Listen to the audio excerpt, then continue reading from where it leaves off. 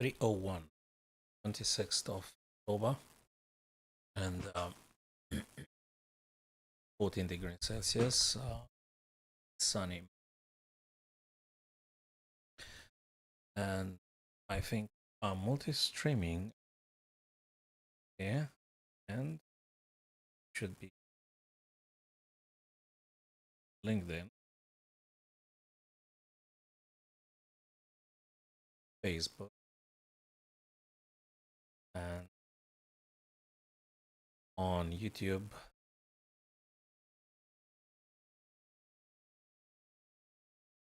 Is right. Not on Twitch though. Hans Neiman Caruana. Richard reported Tiemba Cross. So let's just see this one here. Actually, we got quite a few.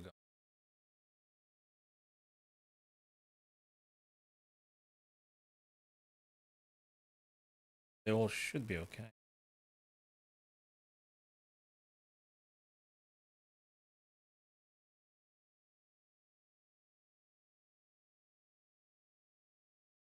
Yeah, just checking. Nice.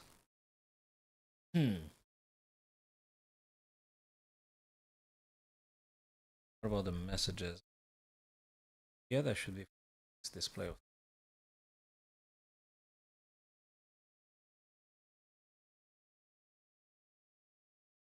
chat here. Does it?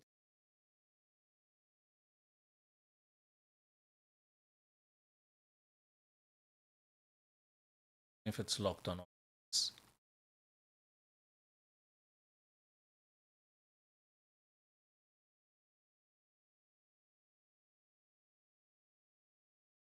maybe I just leave it at this for now.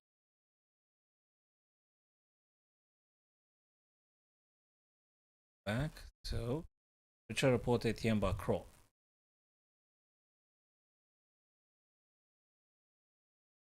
against F6. So, what did they play? Caro-Kann, advanced short variation. Let me just go back to the beginning.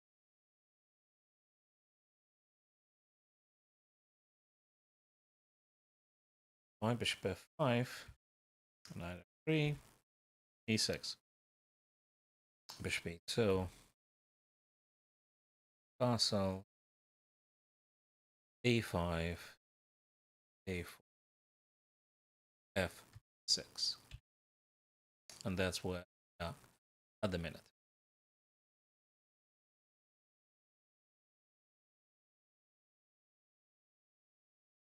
And if this move, knight h4, be answered with 6, and if that's so, are you supposed to be taken, or it's actually opening up the rook over to h file? So he took on f6. I reckon you take back with the knight. Yeah, knight f6 or b7 takes f6. Hi there, Arkham. Yeah, we can definitely have a look at that guy's game. Okay. Clean the says.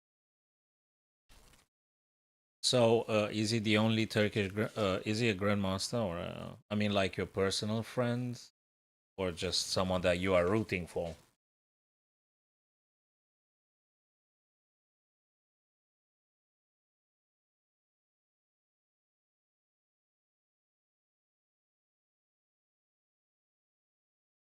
Maybe a bit.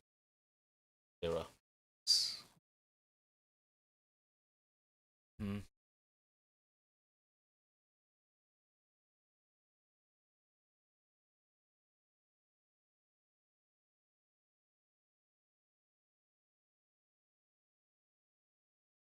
Oh, you have you got those? So you said you played a couple of title players at some point. You're supposed to be sending the games. Can you can you find them and send them over? I'd like to watch them when you played. Like you said, you played Abdus Satorov yourself. Can you copy paste that game and share with us?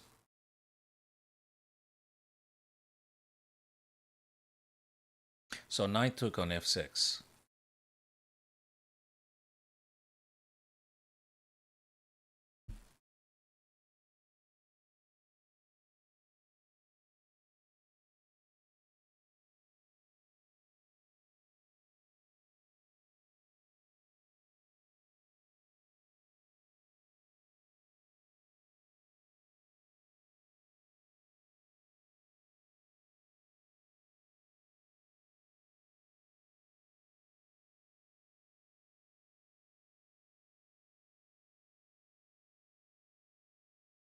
So Arkham, you have those games you said you played up the Storov and the Narasadu. That's what you said.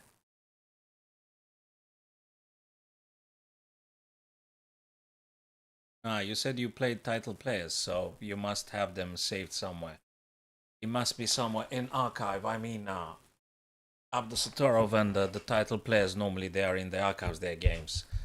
So you, you don't have to. Okay, just provide the link when you played Abdusatorov. Because all the guys' games are on the archives. You don't need to find them in your mobile phone.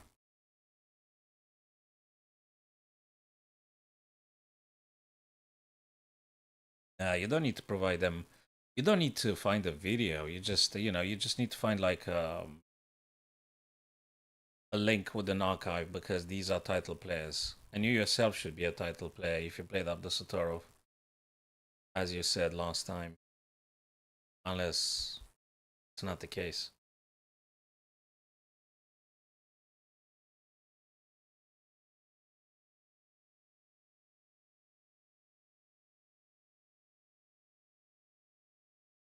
So, here, white might be doing a couple of things amongst them. Something c3 could be a pin here, maybe knight b1 c3. So these might all be played, these candidate moves. Okay, let's go to some other. Now, Hans Niemann Caruana.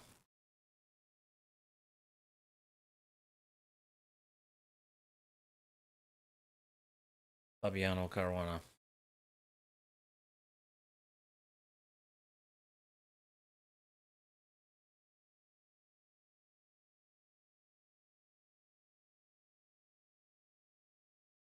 Okay. So this bishop has to play. Will he castle or play the bishop? If you play the bishop, probably you could do this, right?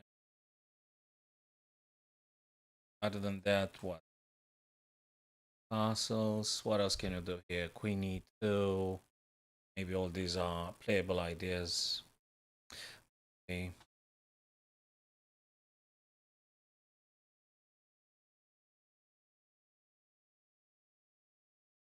So, just to be very blunt, there's no way someone plays a title player like Abdusatorov and she does not record the game.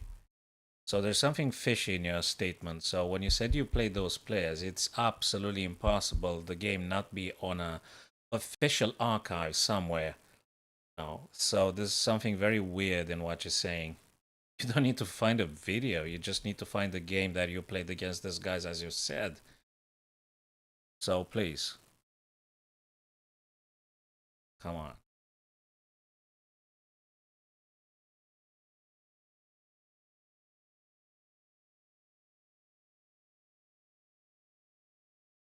So this is the guy you said you played against, right?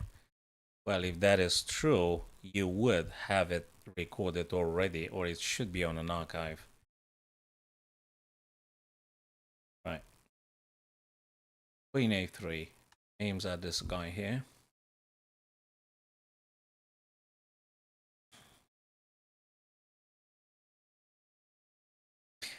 Well, I assume Black might be able to do this. I mean, what else do you want to play with Black here? You gotta save this guy. Well, you can move it backwards, but is this what Black wants to do? But it's something better though. That one would be cool. Maybe potentially, yeah, exactly right. 6 played by Narayan. No debate up the Sator of Narayanan. Okay, so b6 exactly as we said, and that would allow potentially. Okay. Well, maybe not this. Maybe this. And then you play the knight, and then the bishop drops. That might be a bit risky, so to speak. So black has to be careful. Has to be careful here. So probably that might be a safer approach here with bishop 7.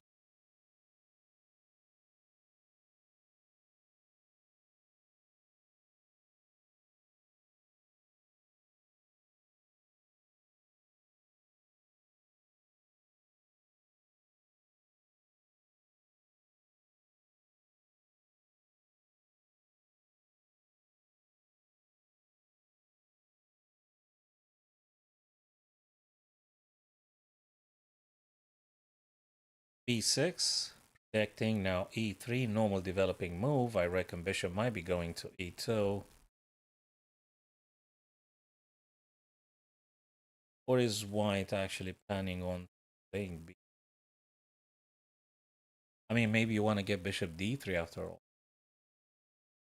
Might be a better square for the bishop. This one is slightly more defensive and limiting, although bishop E2, bishop A3. Anyway, it is black's to move, so is black going to play bishop E7? Maybe. Again, bishop A6, I don't think it works because of D4. So we'll leave it at that. We'll leave it at that. So that's Abdusatorov, Narayanan. A lot. I mean, so many powerful grandmasters playing today. As of yesterday, Jan Krzysztof Duda with, let's have a look here, with Pretke Alexander. Nice. So that's so many fabulous games taking. So knight b7 to knight d7 to b6, targeting this guy, so to speak, which is currently defended, but probably you want to save the bishop. Probably you may want to save the bishop. And I like white slightly. Then this guy has so many good options. And you can get the rook also. Potentially you might be doing this kind of ideas. But nevertheless, I think bishop has to be saved if I'm correct. Bishop to b3 might be a good option. But again, maybe there's some other tactics that I'm not quite aware of.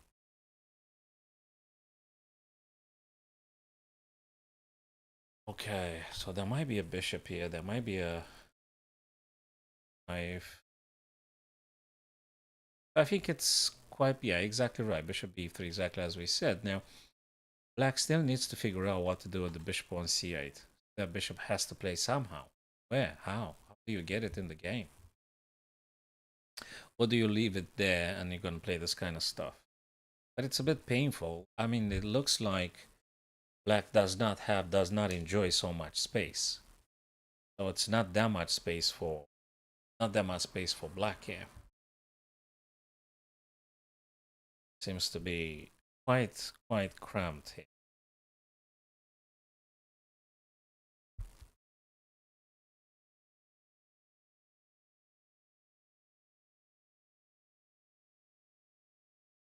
Seven.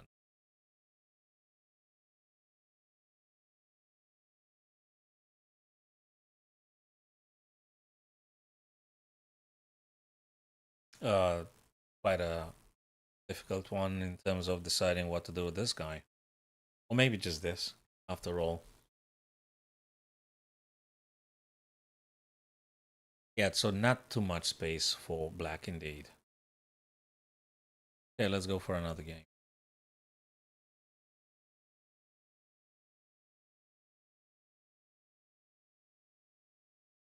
That's Eric Gaisi playing.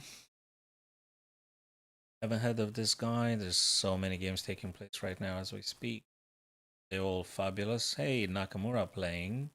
Firouzja playing. Okay, let's have a look at Nakamura then Firouzja. So Nakamura playing black here. Versus Ronak. With white. So, he's ready to castle. Oh, there's something here. Wait a minute, it's white's turn. This guy is hanging. So, yeah, you gotta do something about this pawn attacking the... So, what do you do? Do you take with what? Do you take with this? Do you take with this? Do you take with this? Do you take with this? Do you take with this? So there's quite a few ideas.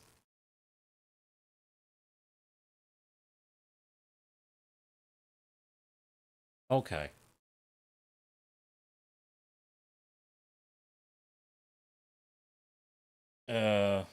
Okay.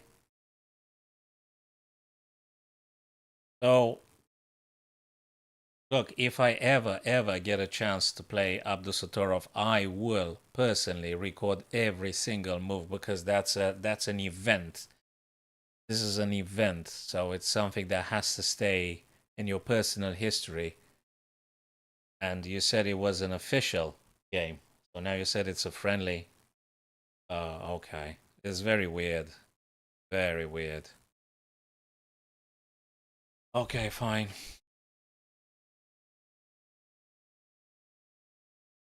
So what is white supposed to be doing? Taking with what?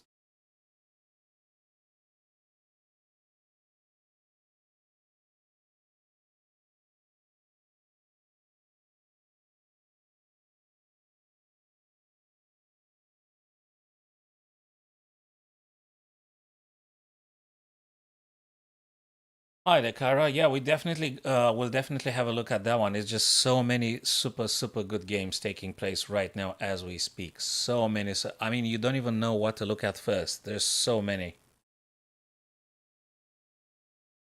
Okay. Right. All right. Take a break now, please, and Erkam, just do what you normally do about the day and let other people do what they want, and that's fine. So, question: do we take here with bishop, with the pawn, with knight on b5, or knight on f3? Or queen. I mean, queen is a little bit too much of a stretch, maybe, just because of this. Oh, he actually took the queen. Okay, knight can't play. This is a very tactical and very interesting one, guys, actually. You can't move the knight because queen is going to fall. And this is a little bit surprising here to see this happening. Okay, wow. White hasn't castled yet, mind you, guys. Could you do this kind of things, attacking the black queen? You could, potentially. You could. You could.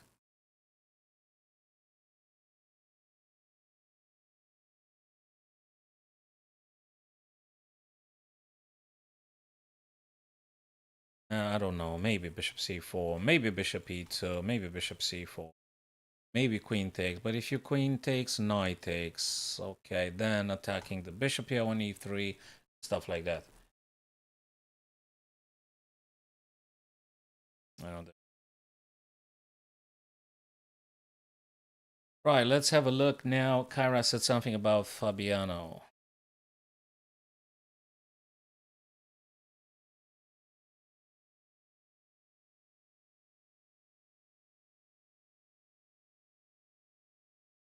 So let me see.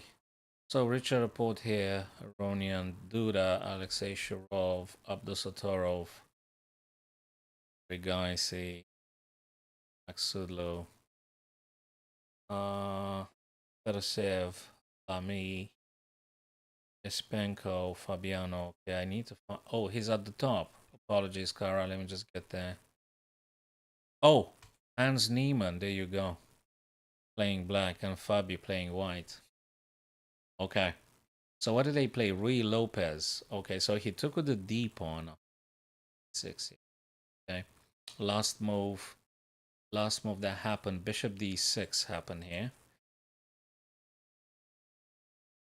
Is this the plan?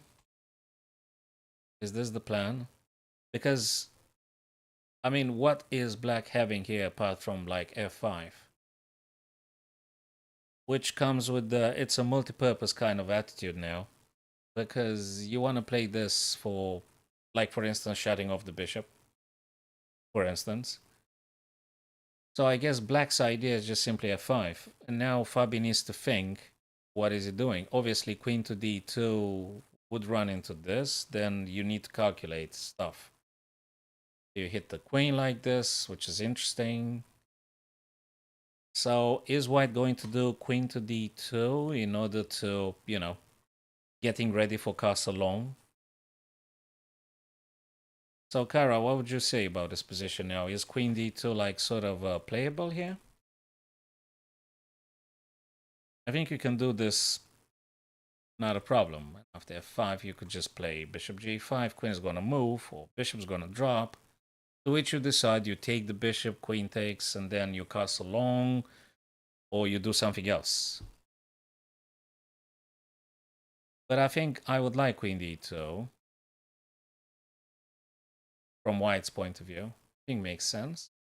But this one also comes with all sorts of things here. Can you even take? think you can. Oh, this, then this. Probably you can.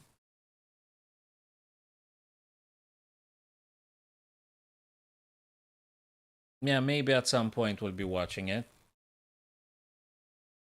For the time being, I'm looking at this one here, guys. So, Queen D2. What do you think, people? Is Queen D2 a good option for white here?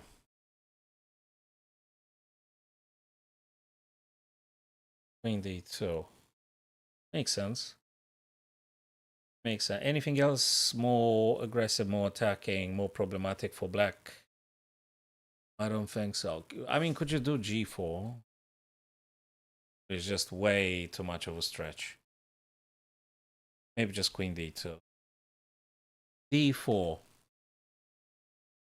It is an option, I think. But, oh, Kara, actually, let me tell you why I'm slightly reluctant to consider D4. It just opens up the bishop. So I don't think it's losing or anything, but just simply unnecessarily opens up black's bishop, dark square black bishop. So this bishop becomes too active. So why would you helping that bishop?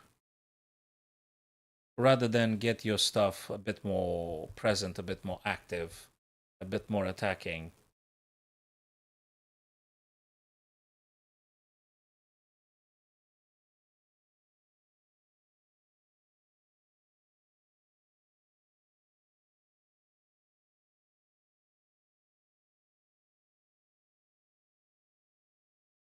And can you imagine actually, because they are having this kind of thinking, this kind of points exactly with themselves. I mean, they're actually really investigating. So he canceled afterwards. He just decided to cancel. Let me see if the computer really hates it. So I'm going to play Queen D2 and I'm going to watch the eval bar and see if the computer absolutely hates it. No, it doesn't. It doesn't hate it that much. So it is a valid option after all, Queen D2. It does make sense. After all, maybe you want to castle long. Okay, they didn't play that. So Fabi actually castled short. He castled short. Okay. He castled short. Right. Still F5 coming now. I mean, probably that's the whole idea. Thank you very much. Yeah. Yeah, arm straight. Thank you. So, Hans's turn now. I guess he could do quite a few candidate moves here. That one probably comes first. It could be knight f6. It could be knight f6. So you get this guy also to play somewhere. Bishop c8 to e6. Maybe, perhaps. Okay, he played the rook. Interesting. Again, queen d2, bishop g5, this type of ideas. I don't know what else. Well, if you want to mess around, probably. But that's a bit too painful. Probably queen d5. So, Neiman Caruana reports Bakro. Aronian. Alexei Shirov played Duda. There's so many. Okay, let's just slowly scroll down. There's, I don't know how many, like tens of games taking place right now as we tens of games.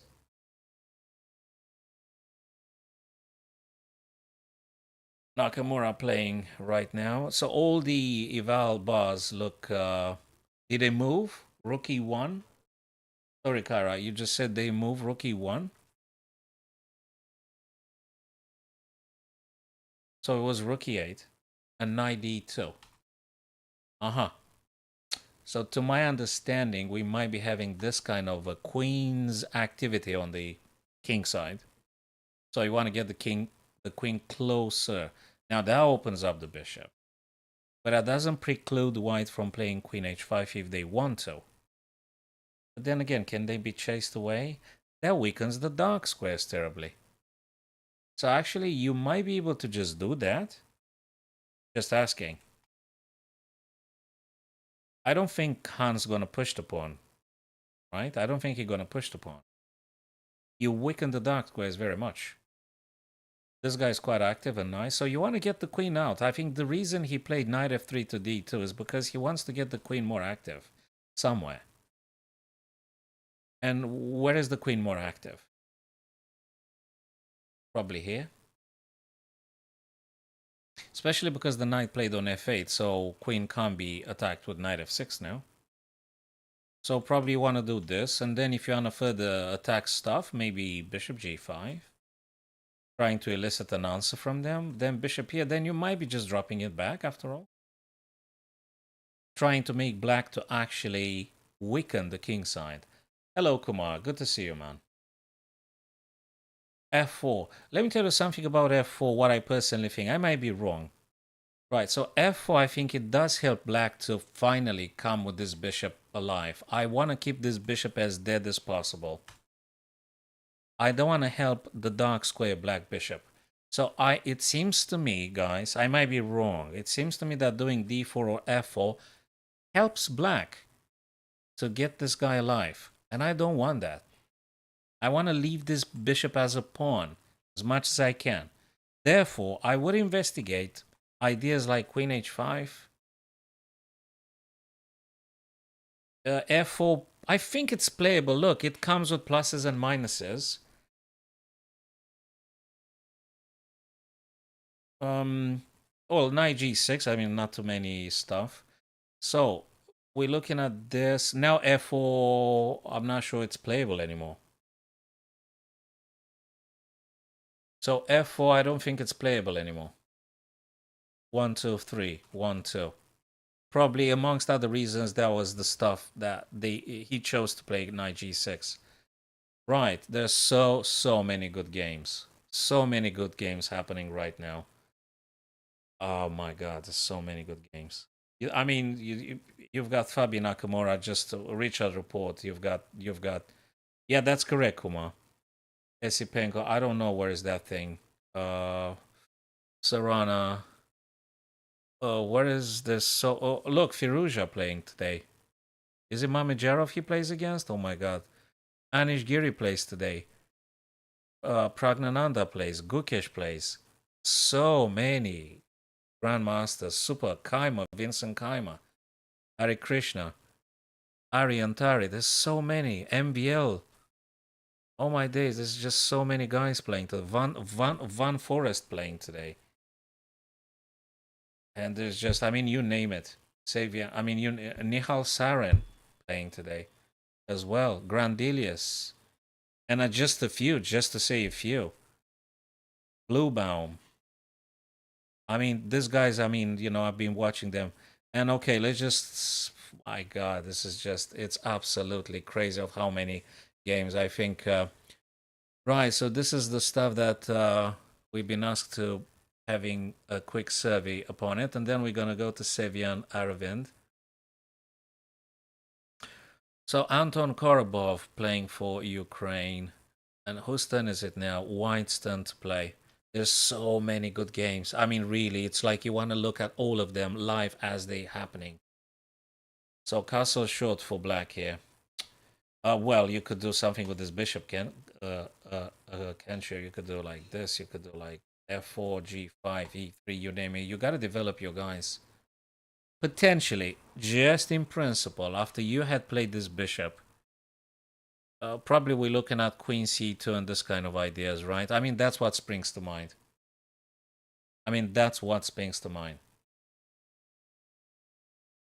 Kumar, this is just a bunch of super GMs now playing as we speak. I mean, this is a chess event, massive chess event, and it's an absolute privilege we could just watch it as it happens live. I think this is the best chess on the planet right now, right before our very eyes.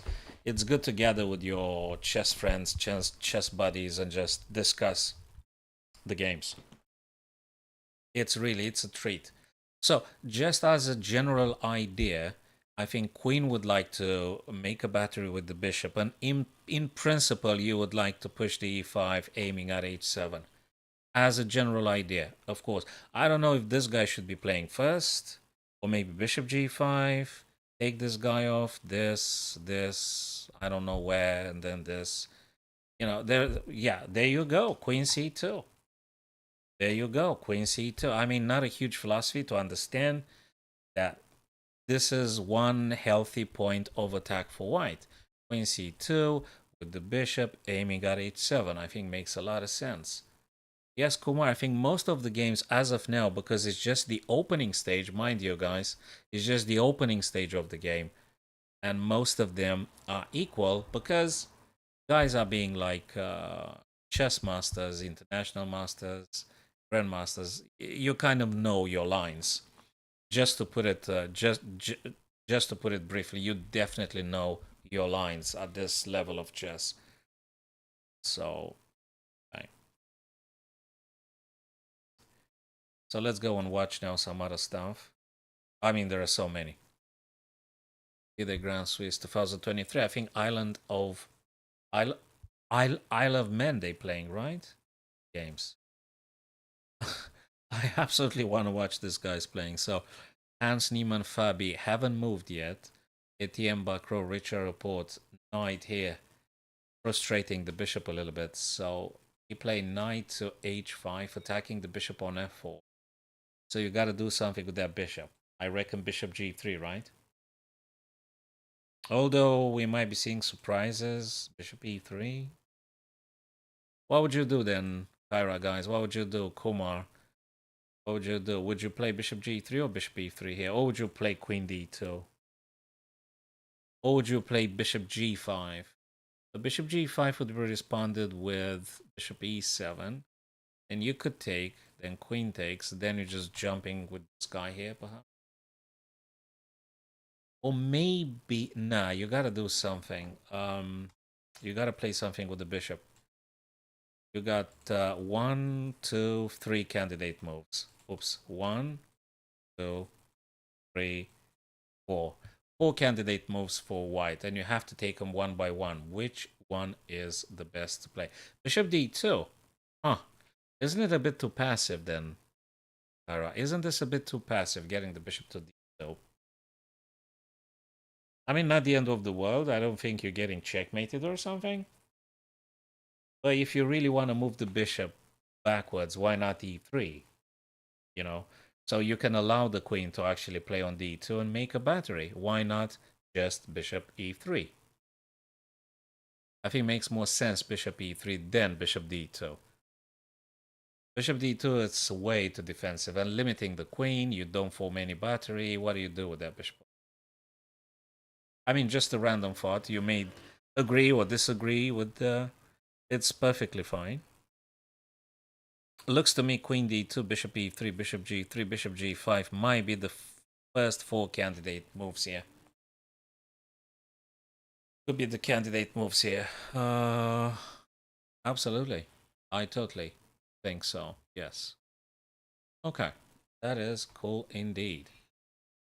Wow, what a treat. Have I finished the coffee? Oh, I still got a few.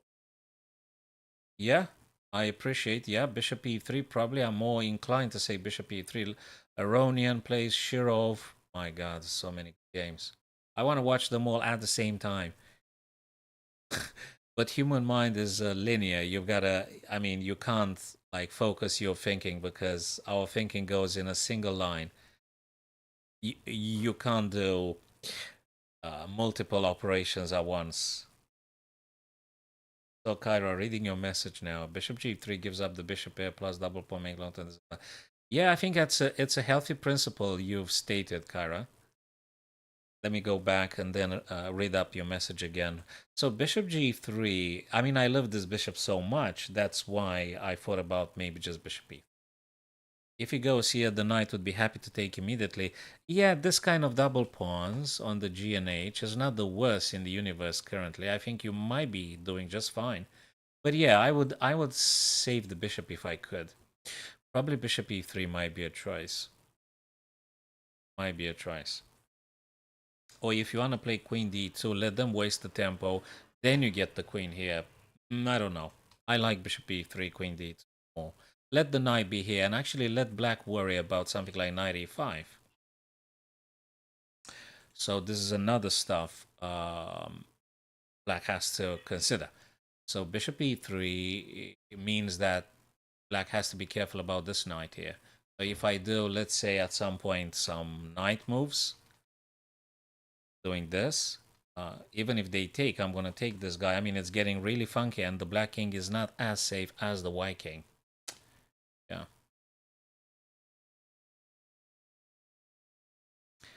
Hello, Andy. Good to have you here, Andy, amongst our friends. So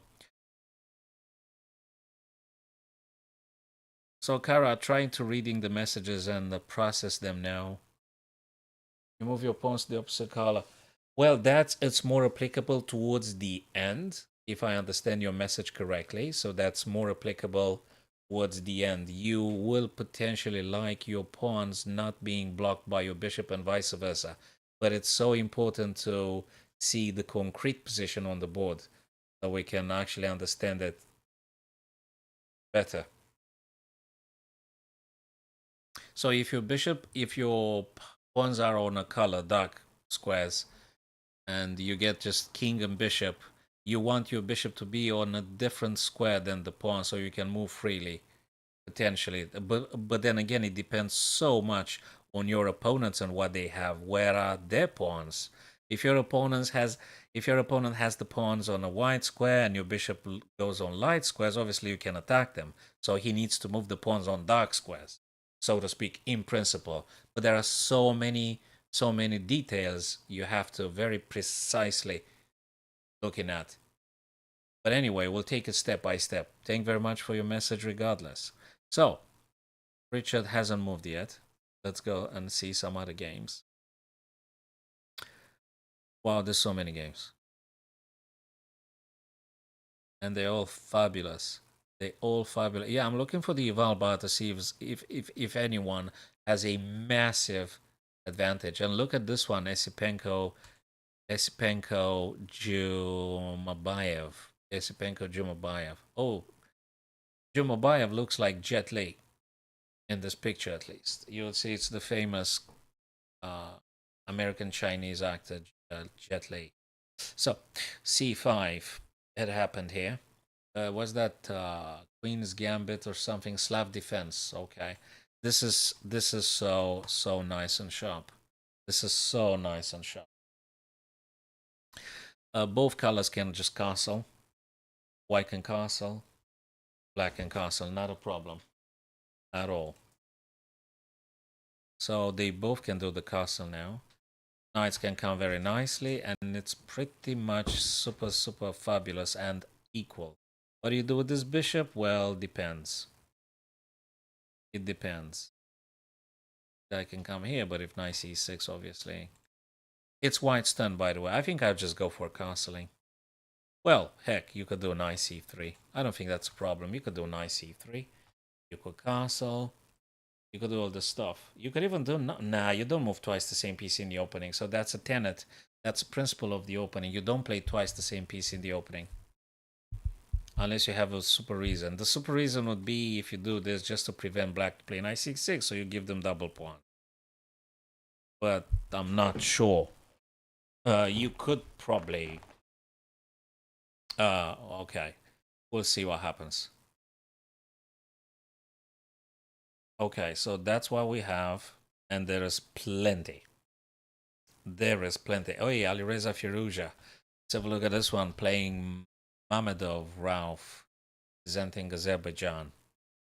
Alireza playing for France. So Rook e8 had been played here. Rook e8 had been played. And now I really need to sort out this thing here. Yeah, absolutely. 10, 13, depends. Oh, yeah, most of the games reached the 10th move, or just, 12th, maybe 30th move, 13th move. So now you gotta sort out this thing. Maybe something like rook, and then you can just play knight, for instance, and then maybe all sorts of things. If they take, let them take. So probably you want to do rook a d1 here. Really, I mean, there's no point staying. And then another idea, you may want to challenge actually this bishop. So actually, that's a very good question. Would you be doing something like bishop h6? If bishop retreats, you just take the dark squares, and then you play rook a d1. You actually want to get rid of the king's defendant, which is the bishop. So the bishop on g7 you want to get rid of. You have to get rid of that bishop, or at least challenge them, try challenge them. And if that means taking the dark squares for you, so be it. I think it should be very beneficial. Well, if they take, you take with the queen, you no longer have to worry about the pin anyway. But being in a pin is not a good stuff regardless, so you mustn't stay in a pin. Just to explain it for all of our friends, bishop pins the knight to the rook. There is another craziness. Would you, in any universe, be willing to sack this rook in order to gain the dark squares for yourself? Or is too much of a stretch? I don't think the engine would approve of this. I think the engine might approve bishop h6 and rook a to d1 as being more natural. I guess. I think these are very healthy ideas for white to consider. Bishop h6, rook a d1. You want to move away from the pin. And then that comes with the freedom for the knight to do knight d5 and stuff like that. So, Kyra, I think it's absolutely exciting and so interesting, so instructive, and it's an absolute treat watching super GMs playing one against another. It's an absolute treat. Best chess on the planet, and we are just seeing it together. I think it's just fabulous for the chess enthusiasts on the planet now. Our favorite game? Watching the best people playing our favorite games. It's fabulous. And I think it's also, by the way, guys, I think it's a very good exercise to try and anticipate the move that a GM would play. I think it's the best form of exercise without checking nothing with the engine. You're not checking anything with the engine. Look at the position, think for yourselves, try to find the best move.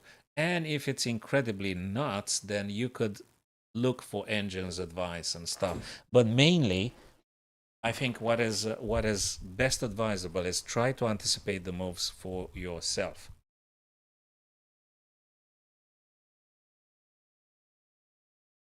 So I think it's one of the best forms of exercising your chess thinking. And then, hey, you could just check with the engine if your candidate moves are amongst the engines. There you go. He played the rook not to D though. He did play the rook, Ali Reza. Not to D. He decided to go for C. That's a bit weird. Weird and not that weird. Weird and not. I mean, it's playable, I suspect. Of course, it's playable. I absolutely do not think black would take the knight here. In no universe, a GM or an IM would take this knight because you don't want to give up on the dark squares. Never. Okay, that's another interesting take by Mamedov. Very interesting. And that's weird. Well, I think I could just go. I could just go knight d5, right? I don't think black would do this kind of things. This is just too crazy. You don't do this. It's incredibly crazy. Because of the c7, just to consider the knight on c7, and that's just an absolute killer. But if this, they might take with tempo, and then you take back, then they take, oops, they take here, they might, then you might be doing this, then they go here. Okay, we need to neutralize this bishop after all. So the bishop on g7 has to be traded, has to be exchanged. We need to get rid of that bishop. We need to get rid of that bishop.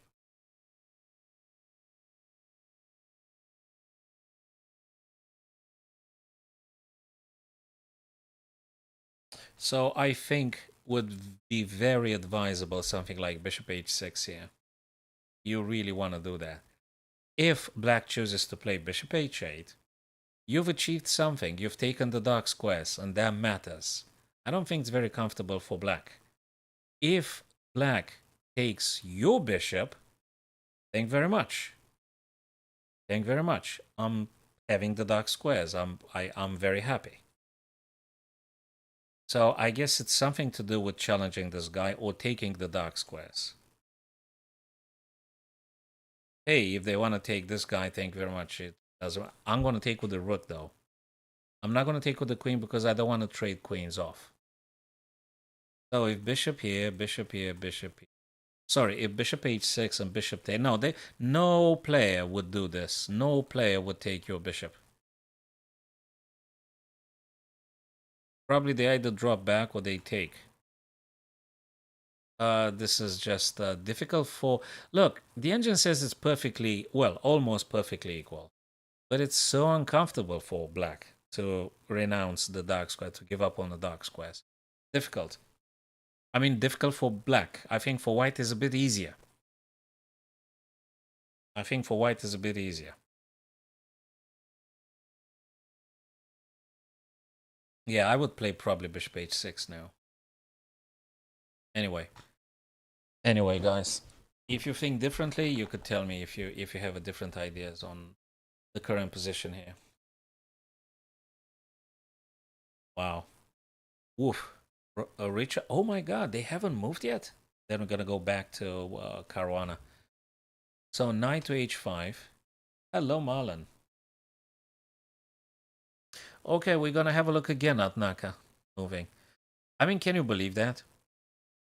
Like 10 or 15 minutes ago, I was talking with my friends here, and I was just suggesting something like bishop e3, bishop g3, bishop g5, queen d2. The problem is Etienne Bacro hasn't even moved. It hasn't even moved. Like in 15 minutes, I remember because I was discussing exactly this idea with the other friends here, and he hasn't moved. In 15 moves, in 15 minutes, he hasn't moved anything. He hasn't. Oh my God! So he decided. In the end, he decided. As we speak, he decided to play bishop to e5. What does that mean? It means very many things. For instance, if black takes, obviously you're taking back with the knight, and when you take back with the knight, you're opening up the bishop, attacking this guy here. And actually, I don't think that's very good for black. I think I like white here. Doesn't mean black's losing or anything, but I just like the white a bit more. This is a problem, this is a weakness. I think white should take advantage of this diagonal, but now we can't really say for sure black's going to take. On the other hand, they don't take. What are they going to play? Bang, boom. This is an issue. For sure, this is an issue. Well, they might be just dropping back. But then there is a check, and then they play g6, and then they weaken the dark squares. There's quite a few interesting ideas happening right now. But that is going to be up. I just love most of the games to watching them. I really don't have a favorite. I haven't bet on anyone. I love when these super GMs play fabulous games. I'm not rooting for anyone. So I've got great interest to seeing how Richard Report plays in this game. Fabi and Nakamura, and I want to see how this goes. And I want to see if there's any surprises in terms of a less known GM or title player that creates a major upset. If I can just speak in today's trend, like in chess, the biggest upset, like if there is any underdog, if there is an underdog winning, looking to discover, to realize what strong player lies beneath the mediatic horizon. So, okay, so I think that's super exciting. 0.00. Okay, let's go see Hikaru, guys. I think you said, Marlon, you said about the Hikaru game. And Duda plays today, and many others. Abdul Satorov, Prague. We haven't looked at Prague's game. Eric guys, yeah, absolutely. So, wait a sec. What is those guys? Okay, let me go at the top of the list and then slowly scroll down, and then we're gonna open up another game. What a treat for ourselves, guys. There you go. That's Nakamura. So let's look at this one, and then we're gonna go and see Prague. What is he doing? So Hikaru playing now. Hikaru's turn. Hey boys, but guys, they didn't make too many moves. I mean, Ronak actually fought a lot. I mean, look at the times difference. Hikaru's like on 90 minutes, and the other guy like 53 minutes. What did that guy do like for 40 minutes? He spent so much time thinking about what to play. So castles for white. I mean, he spent so much time when he decided to castle. Wow. Wow. 40 minutes difference. Kyra, I guess we're gonna see bishop b7 amongst others. I mean, you have to play the bishop because you have to connect the rooks in principle. That might be the case. Might we see queen c6 just to refuse the trade? Look, Hikaru is traditionally known as being an incredibly fast player, and not just a fast player, but also a very accurate player as well.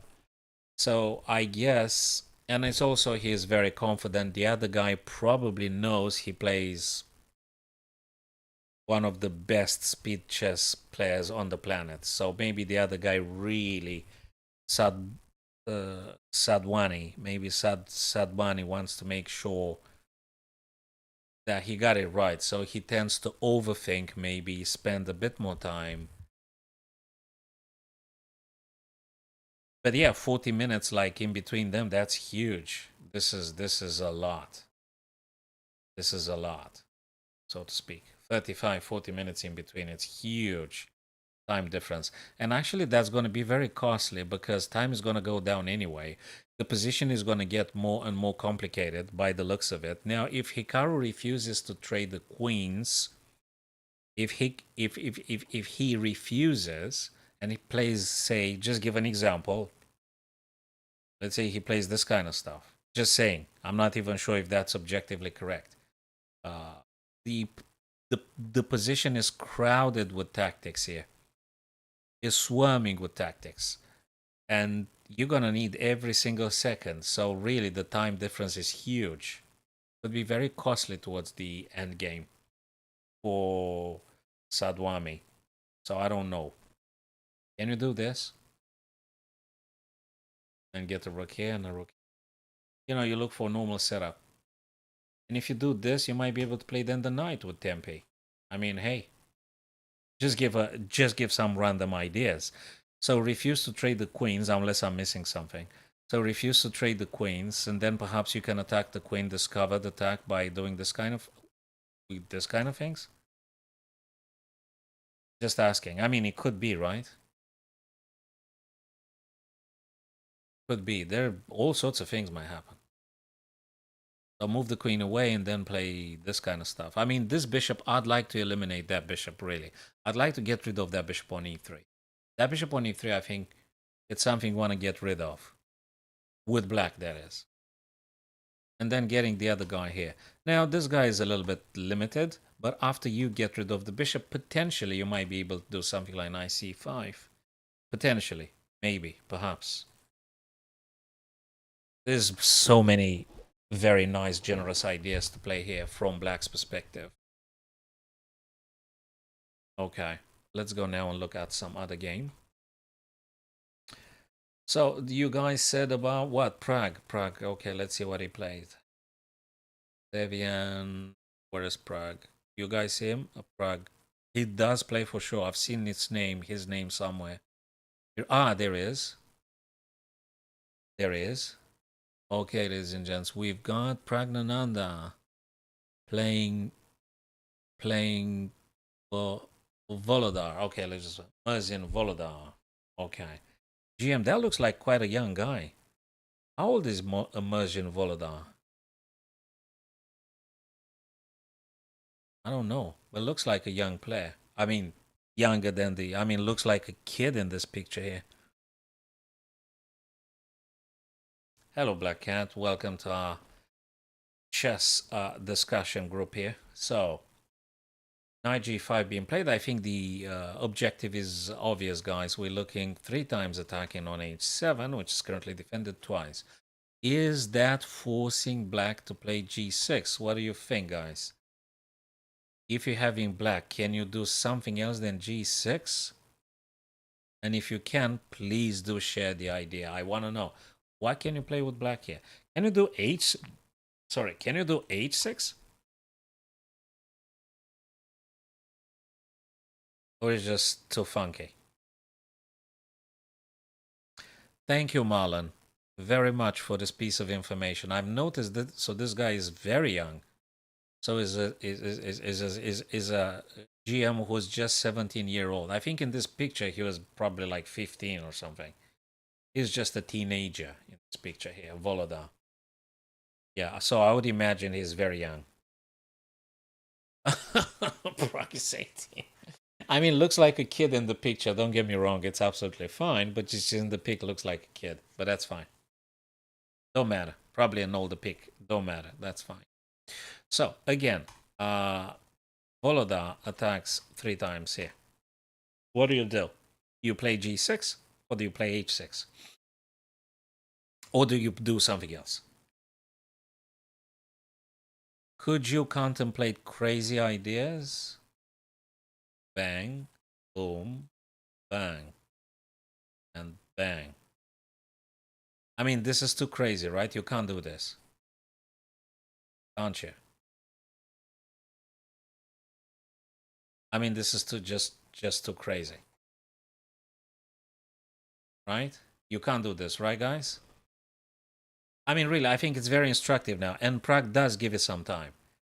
Just tell me your honest opinion, people. If you think black should be responding with g6, h6, or bishop takes h2, which one is it?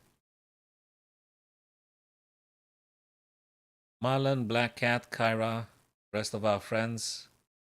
What do you think, guys, that black should be responding with now?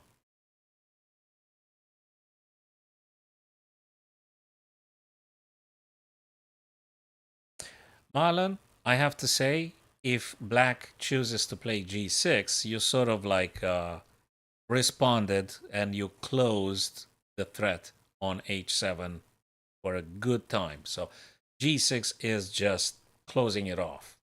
True. Absolutely. I think that's the healthiest way to respond here. I think probably that's the safest way to play. You could h6, but potentially after knight play, so probably knight was going to have to play. You have to be worrying about this kind of stuff, and it just looks like too much pressure. Just too much. So g6 might be something. But Marlon, mind you, you will be exposing your dark squares. So you could do g6. I don't say no. I think it's cool. But this knight's going to stay there forever. Well, forever meaning is going to stay there. And then you could do this kind of threats. Threatening this, threatening to take the dark squares in principle. Difficult. Including, let me tell you something else. You do g6, right? Okay, cool. You playing this for the fork. And in bishop g7, bishop h7, I called it this one, guys. I said bishop h2 at least as a candidate move. At least as a candidate move. I don't think it's objectively that great because it was minus 0.20. Now it's plus 0.50. So I don't think it is objectively correct. So bishop takes h2. I did mention that move amongst g6 and h6. I did say about that one. That will get now incredibly sharp. But now the balance had been broken.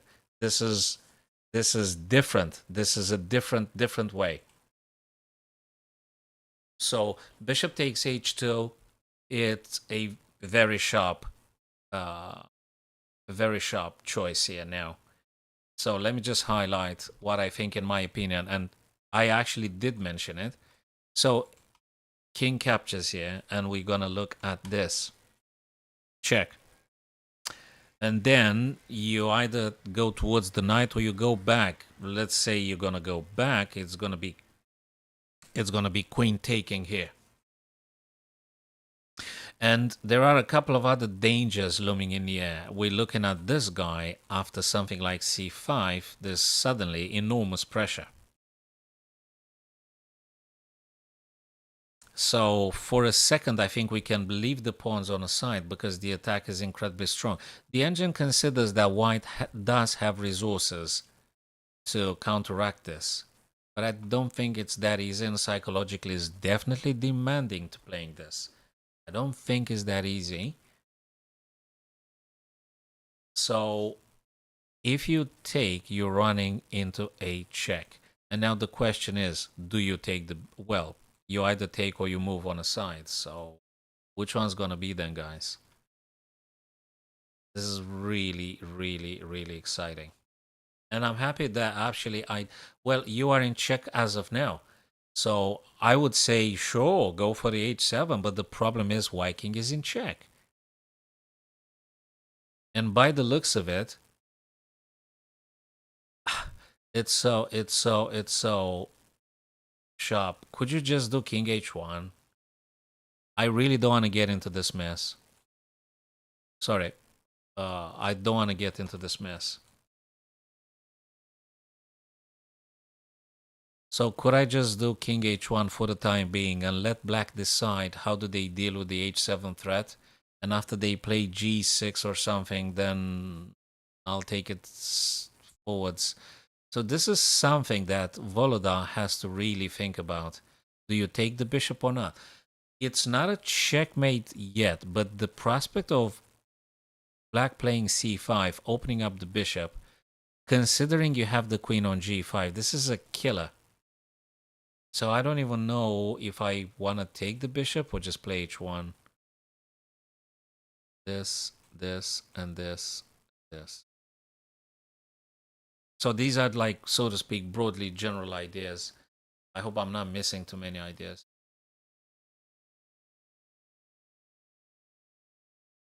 Fabulous. Absolutely fabulous. Wow. Wow.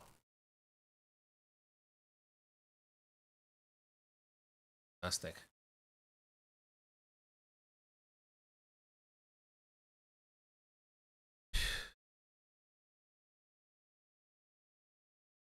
Well, there is a mate if you allow it to happen. So again, the other guy spends time because after you taken this, if you go back and queen takes, you don't get checkmated yet. So you might have the tempo to do this kind of ideas, hitting the queen. If queen gets here, then it's a problem. So probably you mustn't do that. If you take and then take and you go back and queen takes, you have to create a little bit of space here. That is why the pressure being so much, I don't think you probably should be taking the bishop. Maybe you should just be playing king h1, Marlon, if I'm correct. So maybe just king h1 is just too much exposure. It's just so tough to deal with.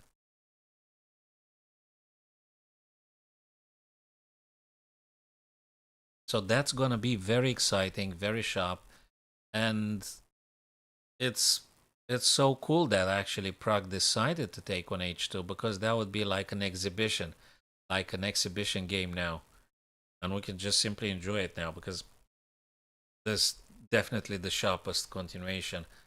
The engine says it's not the most accurate though. And you know something? I am going to really do ask the engine if king should take the bishop or king should play h1. I really want to ask the engine now. I think it's fascinating.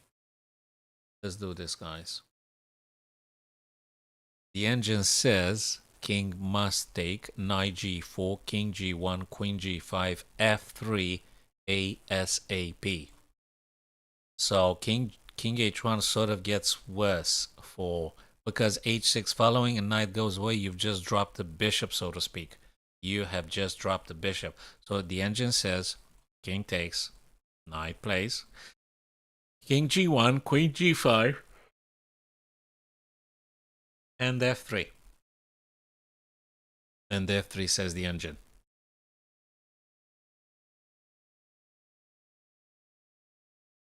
And e4 then to shut off this bishop.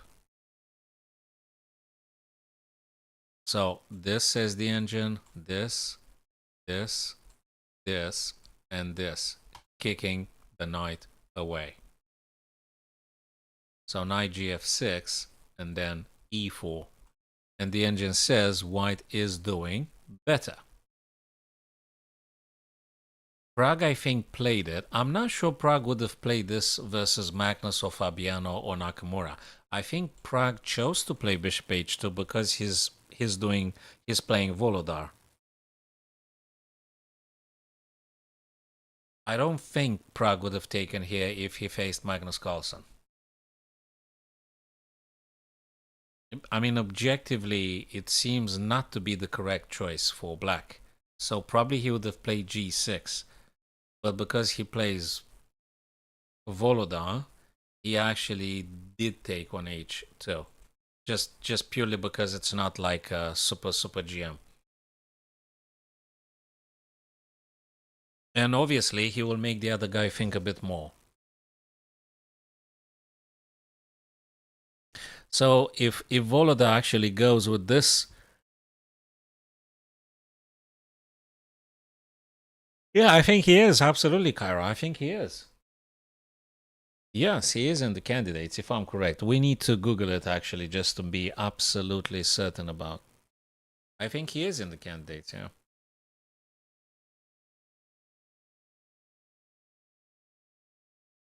So that'll be okay. We're gonna come back to this one. I think it's very cool. That's such a nice game they're playing here. So we are going to be returning. In the meantime, let's see if Richard and Etienne Bacro did something. They definitely did some stuff. So guys, if you remember, those of you that were here, bishop e5, knight takes. So he decided to take. Knight takes, and knight here. Now, I would choose to save my bishop. I think for the time being, I would just go to bishop f3, and then I'm gonna... Nah, but that's funky, isn't it? If you do this, knight's gonna take. Queen's gonna check, then g6. Is this playable? Would you do bishop f3 here, or would you just play knight c3? Just develop stuff here. Would you do knight c3? Would you do bishop f3 or bishop h5? What would you play here, Kyra? Marlon?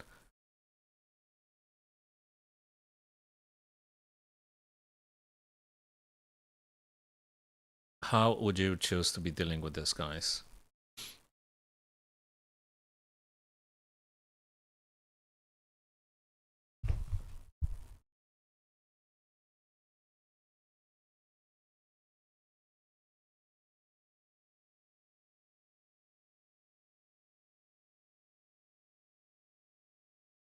Huh. Well, let me tell you something. If you do knight c3, black's going to take your bishop, and black's going to have the bishop pair.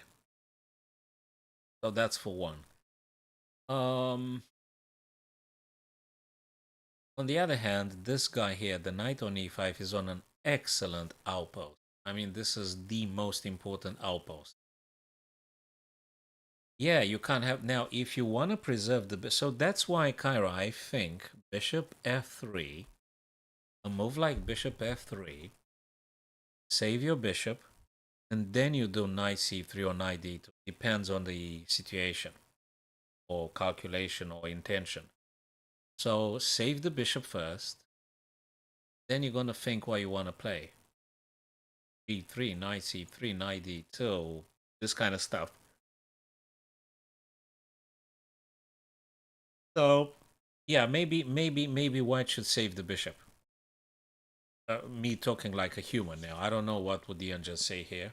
Actually, I really want to know what's the first line of the engine. What do you think, Kyra Marlon? What would you play here? Bishop f3 or something else? So let's find out then. Let's find out. Okay. The engine says bishop g4. Yeah, I didn't even think of that. Bishop g4. Challenging this guy's bishop. Okay? Because if they take, you're actually taking with the queen, and that's quite strong. Also attacking this guy. Bishop g4 makes a lot of sense. Makes sense after you have the revelation. Thing is, Etienne Bacro hasn't moved yet. Still thinking of stuff. Bishop h5, bishop g4. Let me just play bishop f3, which I think probably not the greatest. We're going to be losing a couple of points here for white. So after bishop f3, something goes horribly bad. Bishop d6, h5, queen b6, bishop d6. It's just not the best move. It allows black to develop, to attack your knight, removing it. You lost the tempo. Probably they consider we've lost the tempo if that was to happen. Simply lost the tempo. Okay. Bishop g4 is the most aggressive stuff.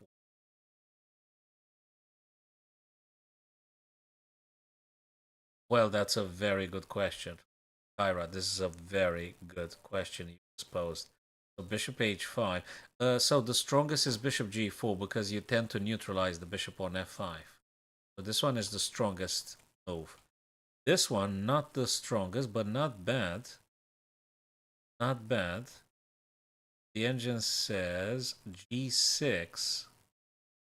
Natural. I mean, probably it's a normal way to look at it. Then back to bishop g4, bishop f3 with a relatively equal. Relatively equal. There is a little bit of weaknesses around the black king. A little bit of weaknesses around the black king, but manageable. Manageable, apparently. It might be a thing to play this. It might be a thing for me. But again, I think black will just manage the whole thing. Interesting game they're playing here.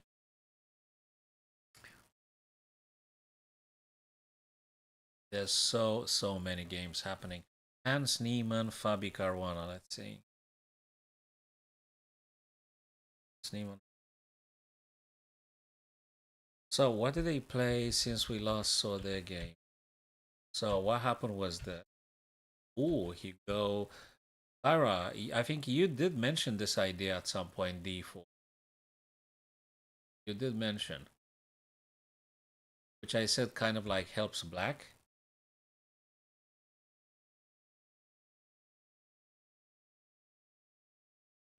That's where we are at the minute. What does that mean? That means if black takes the knight, probably you could take it with the queen because d6 is a weakness, and then you can just pile up pressure on this guy here. So if Hans were to take, I'm not sure Hans going to take it. But on the other hand, you want to get rid of that knight because probably, well, you can't do b6 because of this guy.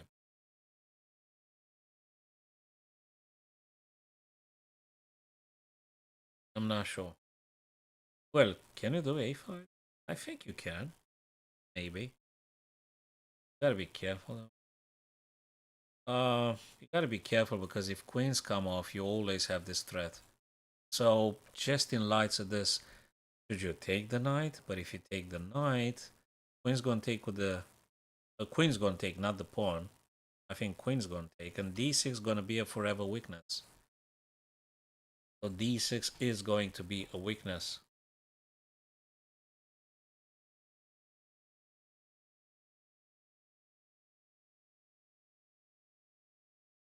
This and this.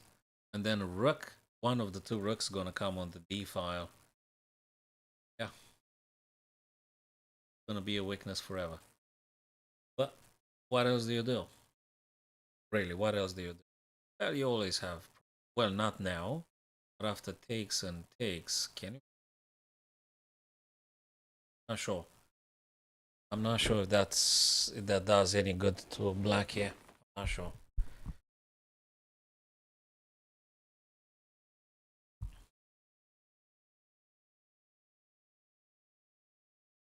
If you don't take the knight, what else does black play here? Just in terms of activating pieces and stuff. Queen a5 springs to mind. And this takes, and takes. Makes sense. Maybe. Maybe. Maybe queen a5 after all. I'm not sure. But it does make sense.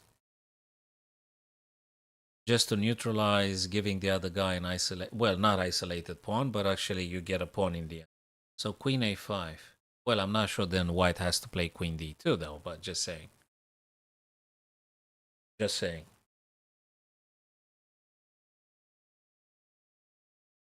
Okay, so I'll be back in a sec, guys. Stay where you are or get yourself a refill for your beverages as I would myself. And I'll be returning in a jiffy. Let's try get more tea or coffee here. Okay. So you could tell me, guys, if you would play queen a5 or you would do something else here. Interesting. Very, very interesting.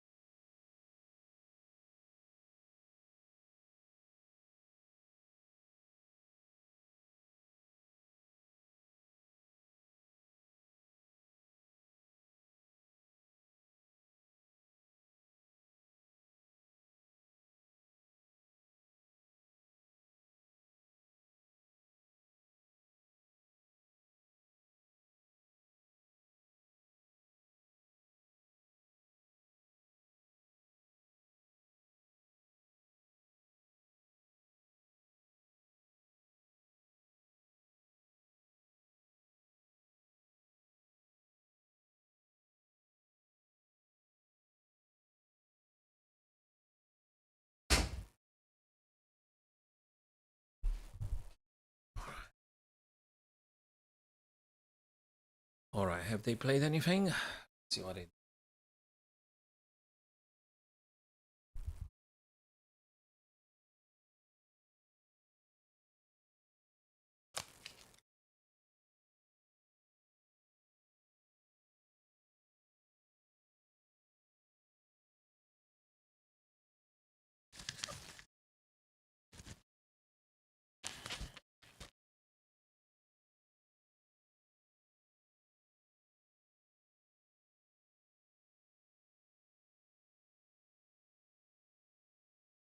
So reading now Kara's last message. Oh, how about f5?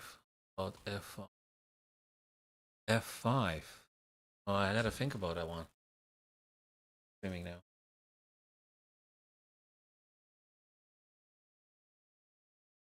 Time being. 5. Which? Okay, so they already made a draw. Someone.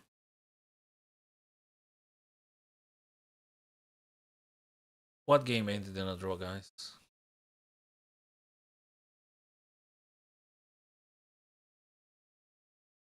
Okay. F5. It does take his time, doesn't he? F5. I don't think it's something bad with F5. Because if you don't take, let's say, they might be pushing F4. So that's a good point, Kyra. I think you mentioned a good one here. It is something, that move. But F5, can we do F3? If F4 just bishop F2? Is that doable, you reckon? So F5 to challenge the pawn, I'll give you that. That makes sense, probably. But then I could do maybe F3, and if F4, then bishop F2. And I'm going to keep my bishop on this diagonal. With the knight combined, you never know. And then maybe some C3, and then some queen B3, queen A4, queen A4. Depends on a lot of things. But I think it's good. But then again, will bishop take on D5? Will they take the knight? So yeah, Kyra, I think F5 is playable. As also bishop takes knight. As queen A5. So if I am to look at candidate moves that black could play, it does look at F5, bishop takes knight, or queen A5. So these are ideas that black might play. Could be. Shall we have a quick look at Nakamura? So guys, so Leveronian, they drew, and the engine says it's a fair draw here. Richer report, what did they... Hey, and Etienne Bacro actually did play the strongest move. Bishop g4, challenging this guy, which is quite dangerous. So it's good to get rid of this bishop. Now, if bishop takes, you're going to take with the queen. And you attack the knight. Where is the knight going to go? Therefore, might we say perhaps black not going to take on g4 and they're going to play something else? But what? Hello, Anirudh. Good to see you. So, guys, thanks for being here. Don't forget to follow me on YouTube as well, guys, if you haven't done it so. In this sense, you will know when I go live, etc., etc. So, thanks, guys.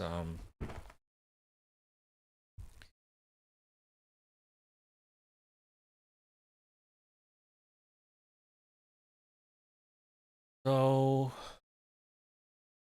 that's a good one. This is a good one indeed. I like it. Bishop g4. And yeah, best move white could have played. Indeed, bishop g4. Bishop g4. That's good. Looking good. Very much playable for white and for black. Question is, what are you supposed to do with black here? Do you leave it like this and play the bishop? Do you do this? Bishop d6? Just asking. Do you do something else? Are you going to take? But then if queen takes, knight has to go somewhere. And where? Because if you drop it here, knight's going to take. Pawn's going to take, queen's going to take with check. I think it's horrible for black to do that. So you can't really allow that to happen. Can't allow this to happen. So it's got to be another way. Hikaru played my move. Yeah, like 20 minutes ago we might have said something about Hikaru doing stuff. Let's see. Where is Naka playing? He is down the board here somewhere. Have I went past him? Yasipenko. Aha, here he is. Let's see. Well, wait a minute. Hey, bishop g... Yeah, bishop e7. Yes, of course, bishop e7. In the end, he did play. Yes, I remember. And the arrows have been saved indeed. So you can see the yellow arrows. That's for like 25 minutes ago. And I mentioned the candidate moves. Bishop e7, queen c6. Yes, bishop e7 makes a lot of sense. And I am glad it made sense for Hikaru as well. I am glad it made sense for Hikaru as well. Yes, it did. He did play bishop b7. Then Sadwani went for queen h4. Of course, the idea would be this and neutralize the bishop on g7. Of course. Queen c6, I did mention that as well. I did. They moved it preemptively. The idea, in my understanding, would be to move the queen away from any coming rook on the d file and allowing the black rooks actually to play on the d file. So knight attacking queen. Queen went on c8. A bit painful to do though. You're stopping the connection of the black rooks. Bishop now to h6 makes a lot of sense. You're neutralizing that bishop on g7. Knight played on c5. I did say this one as well. I did say knight c5 because the knight on the rim doesn't do a great deal of nothing with some rare occasions. So knight on c5 is very desirable. I did mention it indeed. Rook fe1 makes sense. You're potentially targeting this pawn. And that's where we are at the minute. That's where we are. a6 by Hickey. Just being played right now, a6. Just being played. And I reckon the idea would be to take away the knight b5 shenanigans, perhaps. Or maybe. And the tons of maybes. So I don't think black wants to take, because if they did take, that would make white take, and then this, and then you got a problem with a pretty much forever threat of a checkmate on h7. So you got to keep the knight here. So I don't think black's going to take. But what white might be exploiting is this, for instance. And then looking at some other stuff like this from white's perspective, so to speak. So these are ideas that might happen. I'm looking at candidate moves. Looking at candidate moves here. This one is dangerous. White has to be careful about the bishop on b7. But I think most importantly, white has to focus on attacking on the king side. So knight to g5 would be more pressure. Definitely more pressure. Yeah. Absolutely.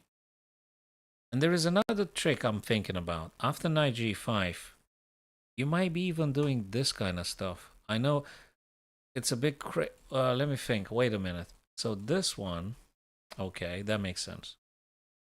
Then bishop f3 actually. Also you have this.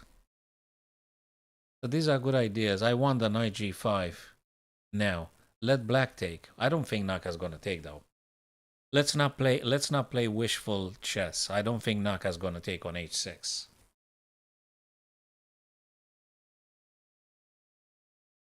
You can't do, because bishop takes the queen on g4 straight away, Anirudh. So if I do knight g5 and you play queen g4, the queen disappears in a blink of an eye. Unless you got another tactic sequence in mind that I'm missing. But all in all, g4 is untouchable after knight g5. Knight g5, I think it's quite an aggressive move. Knight g5 is quite good. A lot of pressure. A lot of pressure after knight g5.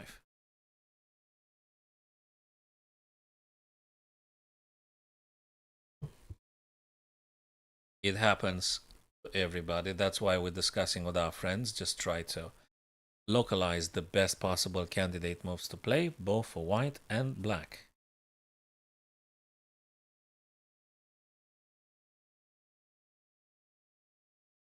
So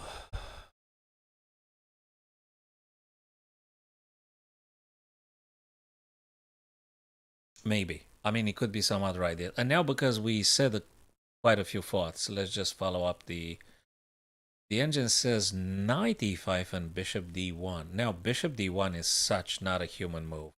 I mean, it does make sense, don't get me wrong. Bishop d1 makes sense in terms of rook attacking along the e file, and then bishop d1 wants to go to c2, potentially, I guess. But it's such an interesting take. Bishop d1. Oh my god. How can you do that? How can you do bishop d1 as a human, so to speak? I mean, it does make sense. I can understand, but I don't know what to say about this one. I really don't know what to say about bishop d1. I mean, I can say a couple of things, but it's so weird to decide on playing the 95 makes a lot of other sense. Yeah, he did play 95. As a GM, he did play knight to 5. He did play 95. Okay, 95 would make space for this guy to go on f3. Again, I don't think Naka's going to take on h6 because that would get the white queen closer to the black king. So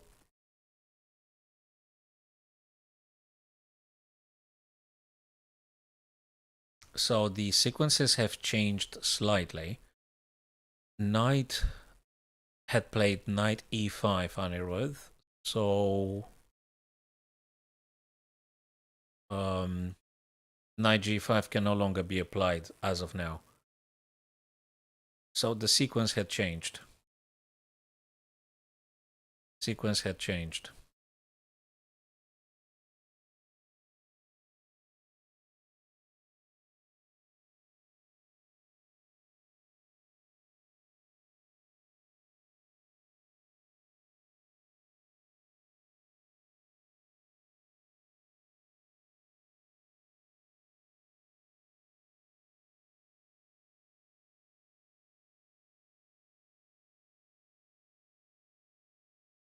What is Naka gonna do here?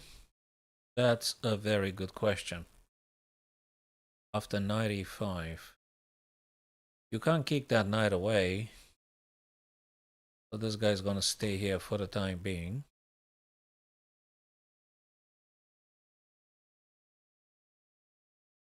Then this one wants to come to f3, I think. Knight can't move on d3 because of exactly the knight on e5, which takes the d3 square. So looks good for white here. The problem is that white had spent more time than black now, so the game is not going to get easier. I mean, looks like it's getting more and more and more complex.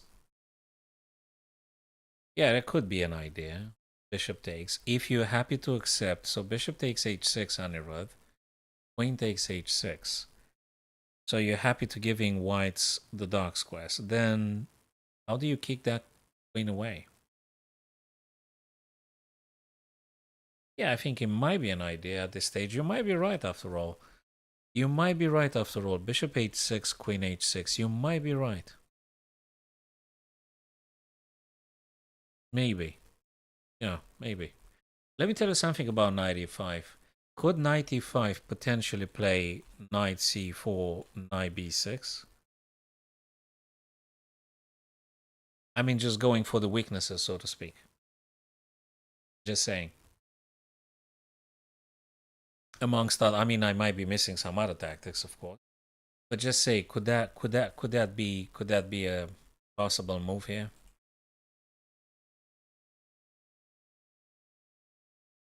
Bishop g4 attack the queen, maybe. Yeah, that's another thought. Anirudh, yeah, very good, very good. That's another good idea, I guess. Bishop g4 attacking queen.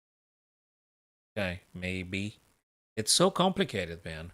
I'm not even sure black has to take. What if they play queen c7 though? What do you play? You're gonna move your knight. Okay. This is so complex and so many tactics that if Nakamura now creates a conceptual forest, would definitely draw white here into so many complications, tactical complications here. It's so difficult to assess them objectively. As the game progresses now, things are going to get more and more complex. There's so many minor pieces, so many tactics hitting everywhere. So really, there's so much.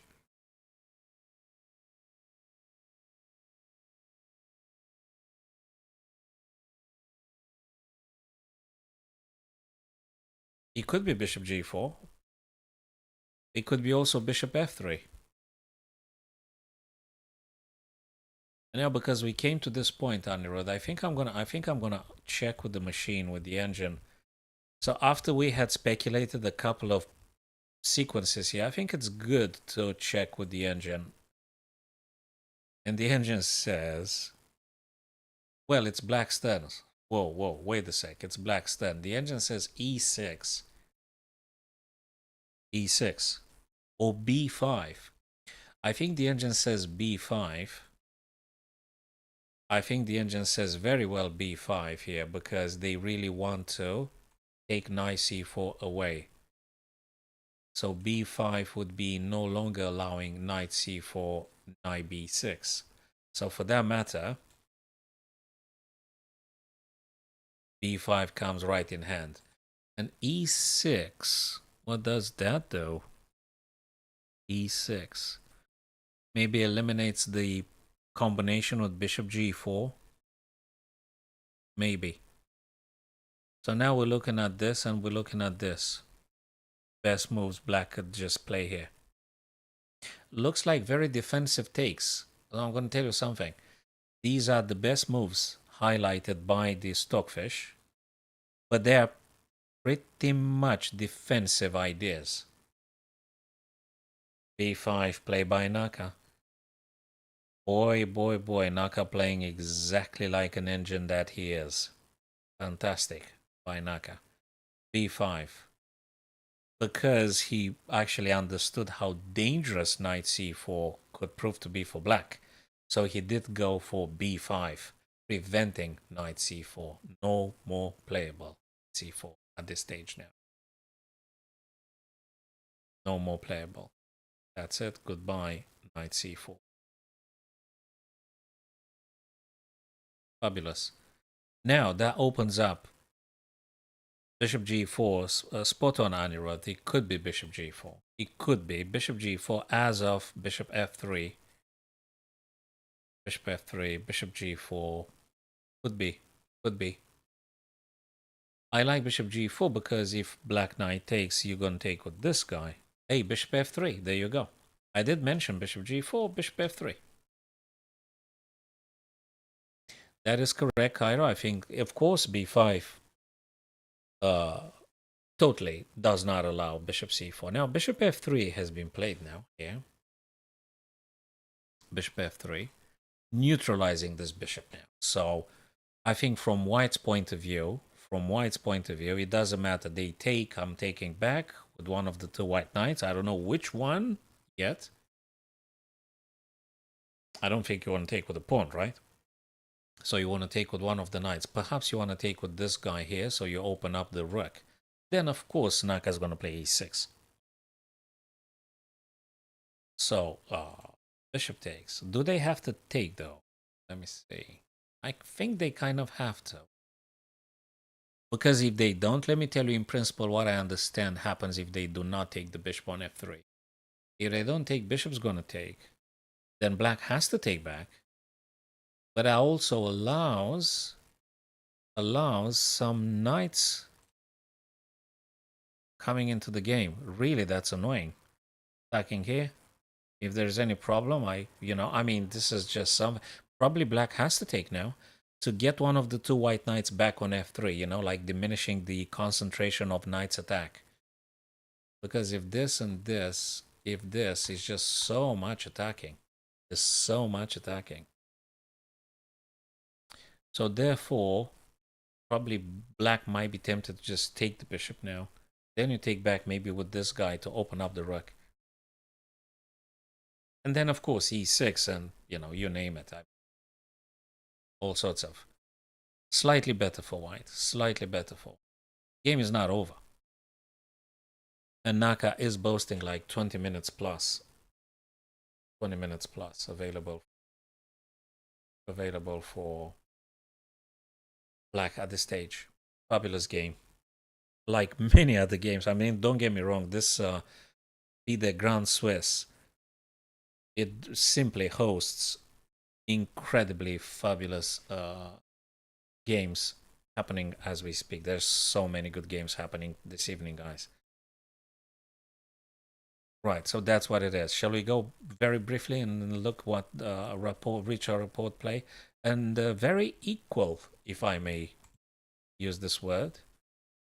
So bishop f8 to bishop d6 now, developing the bishop off the background, allowing the black king to castle, challenging the knight on e5. Okay, so looks good, especially after black castles king. There's no big problem of anything. I think it's very, very cool. So after castle king side for black, there's no problem. I don't think there's any big problem for none of them. There's no big problem. It's okay. White still needs to investigate. What do you do with this guy? I mean, you got to play the knight on b1, right?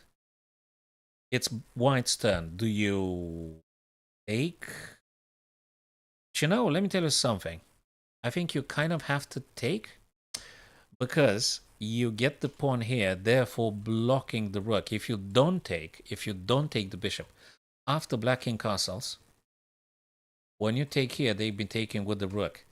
And that's so dangerous. So from my point of view, if I'm correct, I may be wrong, it's important to take now so you're shut off the f-file.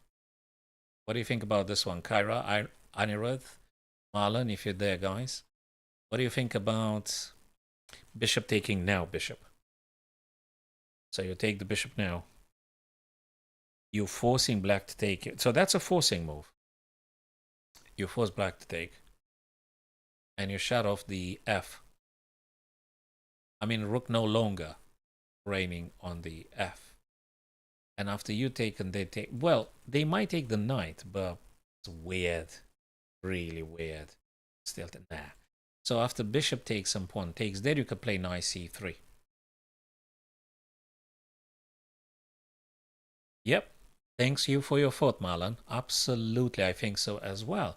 So bishop takes bishop does a couple of good things for white, I reckon. Forces black to take. As you very well said, Marlon, congrats for adding this new element in our interpretation. Opens up the E and blocks the F file from the rook. Because you got a pawn in front of your rook, that is. I assume black wants to castle kingside. So after they castle, the rook is going to hit its own pawn. So it's good to take on f5, and then you could do knight c3, knight d2. Knight c3, knight d2. You got to develop your pieces regardless. And this bishop is quite dangerous. So you want to get rid of this guy anyway. Then playing something like this or like this or something. Maybe after bishop takes and pawn takes, you actually want to play rook. You don't develop the knight just yet, because if they take you, you actually want to take with the queen.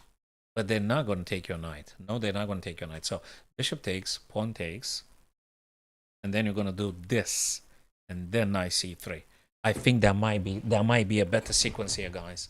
I think that might be a better sequence. Bishop takes, pawn takes, rook fe.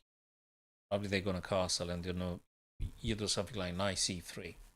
I think that might be the case.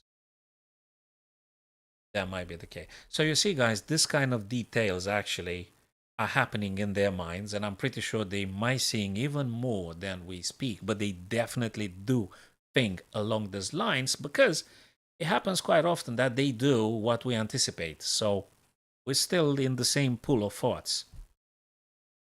And fabulous. Amazing.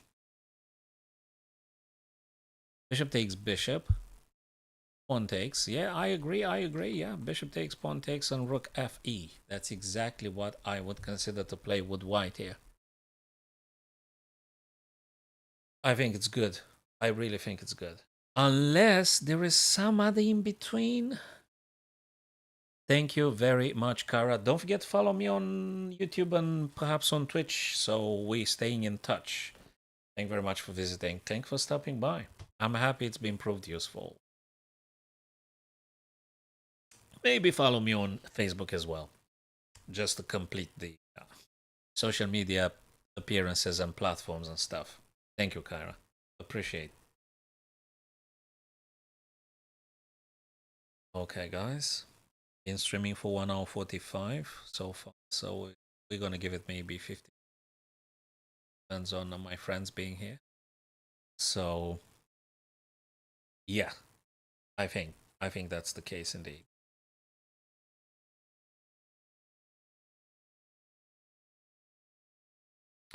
Cool stuff. Let's try and see another one quickly. So Richard Port still playing, Hans Niemann still plays. Hey, they took actually on d5.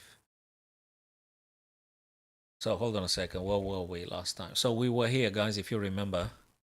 Queen d3, played by Fabi. Bishop takes. That knight was really dangerous. Queen takes, and now that's a sort of a weakness. This is a weakness. This is a weakness. Potentially. Alakaine's gun. If you remember, guys, the idea of Alakaine's gun. So that's something profiling like this. Now, after queen takes on d5, knight e7 played by Hans. That just simply attacks the queen. So queen has to move. That's a must. And I reckon queen b3 would just do the job. You want to go back on d3? Might be going back on d3 after all. Because you know why? I'm going to be very simple. Because of this, and because of this, and because of this. But let me tell you something else. After queen d3, I think black's going to play d5 immediately. Because he wants to eliminate the weakness. That's exactly what is going to happen. Again, if queen d3, in order for white to build up the Alakaine's gun and adding more power to attacking d6, in the light of this threat, black might push the pawn d5. When they push the pawn, they actually eliminate the weakness because then you're going to take the guy. And then they're going to take back with, I don't know, queen or knight or something. This happens, the weakness had just been eliminated. So that's what I think. Now the question is for white, would you do queen d3 or would you do queen b3? So that's another idea. You could do queen b3, for instance. I think it might be a bit better because when they push, you could potentially try this, but then they're going to push one more time. Then you're going to do this, and then they're going to do this, and then you're going to do this. I think I like it. Then I'm going to be playing c3. So, personally, I would consider queen b3 more than queen d3 because I don't want to trade the queens. With white, that is. So, queen b3.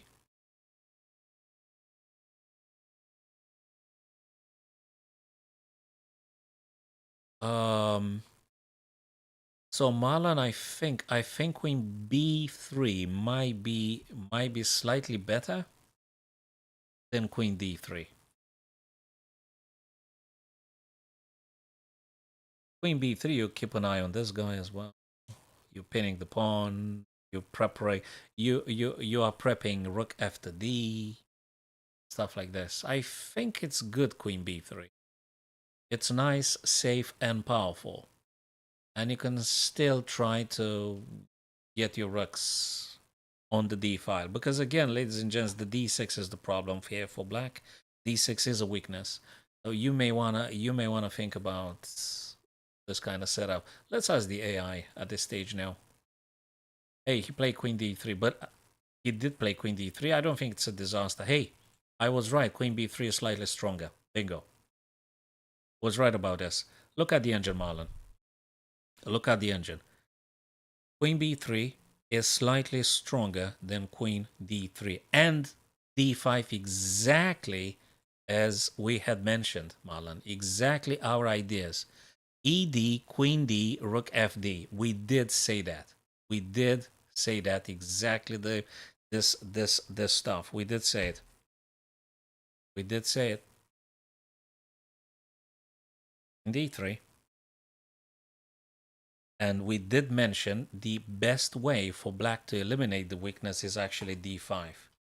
And you want to bet that's exactly what Hans is going to play. So, queen b3, I think Yeah, that's exactly right. We exactly these ideas. We did mention them even before we actually checked with the stockfish. You have to take. Yes, you have to take. And now they will be taking with the queen because they want to trade off the queens.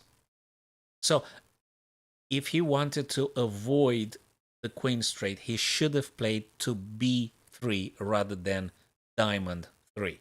So he should have placed the queen on b3 rather than d3. And now, look, I don't know what to tell you to play. Probably you got to take the queen. This happens, knight's going to be. That knight's kind of strong and annoying. So I don't like it very much now for white. But what do you do with the queen? What do you get the queen? Do you go here? I'm not happy to trade queens. So let me just put it this way.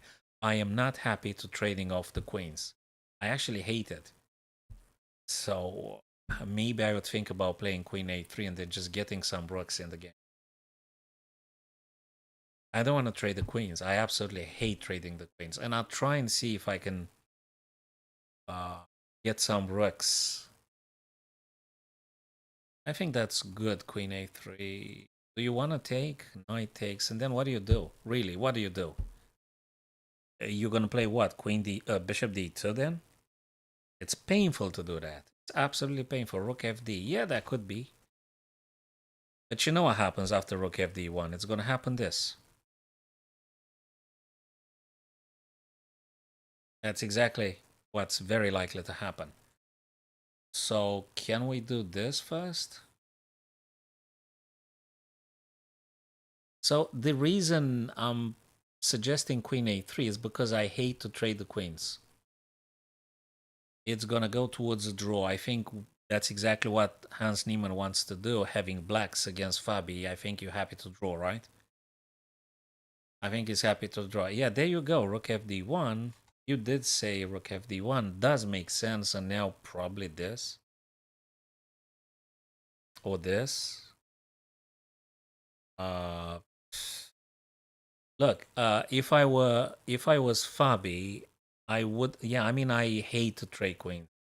I think it's gonna be a draw in the end. Probably it's gonna be a draw, guys. Might be a draw. Yes, it might be. It might be a draw. Yes, indeed. It might be very well a draw. Oh, stay where you are, guys. Let me just check something.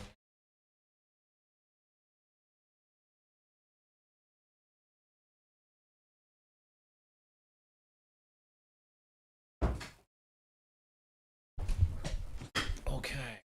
So where were we? Oh, he accepted the draw. Oh, I see. I understand. Yeah, of course. Of course, going to get a very much a draw now. So let's just change the game because this boy's going to draw. Richard Report, that's more interesting. Hey, let's go back quickly to this one. Richard Report. So what did he play? What did he play? Bishop d6. Hey, he did take. Hey, guys, do you remember when we said bishop takes f5? We did say that before. Actually, it happened. We really understood. We really understood that this is the right stuff to play. So let's explain again for our friends. Um,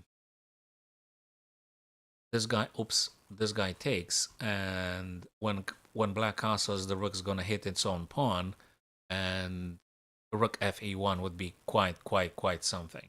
So from this point of view, I think it's super cool to do. Okay, that's nice stuff. I think we said a bunch of good ideas. Marlon, you said a lot of good stuff today. As always, you are very resourceful and you see a lot of things. That's fabulous.